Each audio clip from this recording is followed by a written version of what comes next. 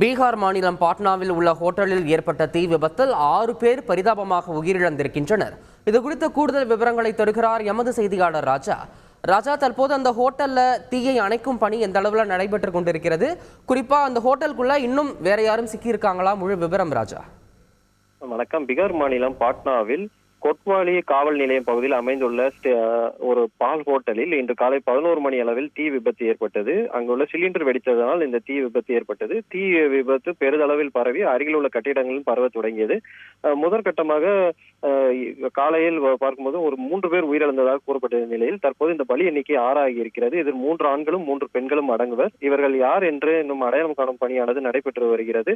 இதை தவிர மொத்தமாக இதுவரை 20 பேர் மீட்கப்பட்டிருக்கிறார்கள். இன்னும் சிலர் அங்கே உள்ள சிக்கியிருப்பதாகவும் சிலர் கட்டிடத்தின் உச்சியில் இருப்பதாகவும் தகவல்கள் வெளியாகி இருக்கின்றன.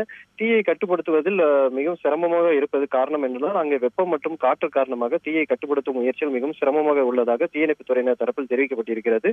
மீட்கப்பட்டவர்களில் சிலருக்கும் பெரிதளவில் தீக்காயங்கள் ஏற்பட்டதாகவும் 2 பேரின் நிலைமை கவலைக்கிடமாக இருப்பதாகவும் கூறப்படுகிறது. தொடர்ந்து மீட்பு பணிகளானது நடைபெற்று வருவதாக காவல்துறை தரப்பில் தெரிவிக்கப்பட்டிருக்கிறது. விவரங்களுக்கு நன்றி ராஜா. செய்திகளை உடனுக்குடன் தெரிந்து கொள்ள உடனே சப்ஸ்கிரைப் பண்ணுங்க.